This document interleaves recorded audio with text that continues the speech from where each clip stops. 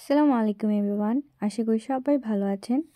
আমার আজকের ভিডিওটা হচ্ছে জাপানের অটাম দেখতে কীরকম হয় সেটা নিয়ে। এটা আমার আসলে জাপানের ফার্স্ট অটাম ভিজিট, তাই ভাবলাম ব্যাপারটাকে মেমোরেবল করে রাখা যাক আর আপনাদের সাথেও শেয়ার করা যাক।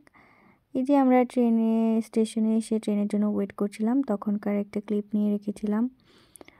স্টেশনে ট্রেন নিয়ে ওয়েট করতে করতে লোকজনকে দেখছিলাম, সবাই ব্ল্যাক অ্যান্ড হোয়াইট পরে যাচ্ছিল। সবাই হচ্ছে যেখানেই যায় ওরা অফিস থেকে শুরু করে ওদের ব্যক্তিগত যত সব কাজ ওরা ব্ল্যাক অ্যান্ড হোয়াইট পরেই শেষ করে। আর ওদের শপিং মলগুলোতেও বেশিরভাগ দেখা যায় যে ব্ল্যাক অ্যান্ড হোয়াইটই পাওয়া যায়। অন্য কোনো কালারফুল ড্রেস আমরা বাঙালিরা যেরকম ব্রাইট ড্রেস পরতে খুব পছন্দ করি, ওদের মধ্যে সেরকমটা না। ওরা বেশিরভাগ সময়ই দেখি যে ব্ল্যাক অ্যান্ড হোয়াইটেই বেশি কমফোর্টেবল।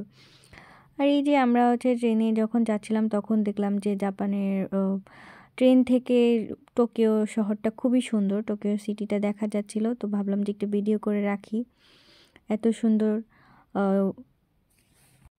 এত সুন্দরভাবে সবসময় দেখা যায় না আসলে, কারণ হচ্ছে ট্রেনে বসলে অপোজিটে ঘাড় ফিরিয়ে দেখাটা এতটাও ইজি না। আমার কাছে ঘাড় খুবই ব্যথা হয়ে যায়, এই জন্য আমি দেখতে পারি না। আর সামনে যেটা থাকে সেখানে হচ্ছে অপোজিটেও লোকজন বসা থাকে, তো সেখানে তাকিয়ে সামনের দৃশ্যটা দেখাও আমার পক্ষে খুবই লজ্জাজনক মনে হয়, এই জন্য আমি কখনোই দেখতে পারি না ওরকমভাবে।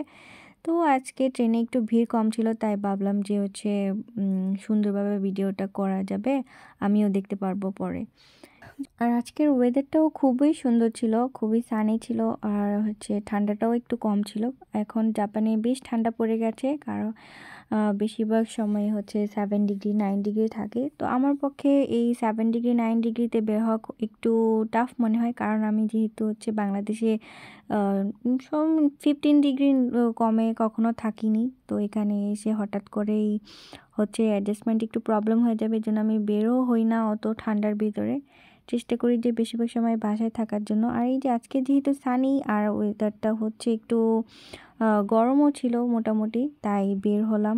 ভাবলাম যে আজকে হচ্ছে দেখে আসা যাক, কারণ পরে আর সুযোগ হয় কি না, নেক্সট ইয়ার হচ্ছে আল্লাহ আমাকে বাঁচায় কি না সেটাও আমি জানি না। তাই সব মিলিয়ে চিন্তা ভাবনা করে আজকে হচ্ছে আমরা কালারফুল পাতা দেখতে গেলাম।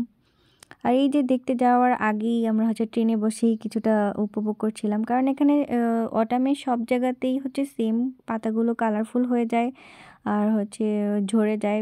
শীতের সময় তো আমরা জানি সব সময় গাছগুলো খালি থাকে, আর শীতের শেষে আবার দেখা যায় যখন হচ্ছে শীতটা একটু কমে আসে এপ্রিল মের দিকে, তখন আবার সাকুরার সিজন চলে আসে। সেটা আরেকটা মজার ব্যাপার। কিন্তু এখন হচ্ছে এটাই অটামের কালারফুল পাতাগুলো দেখতেই সুন্দর।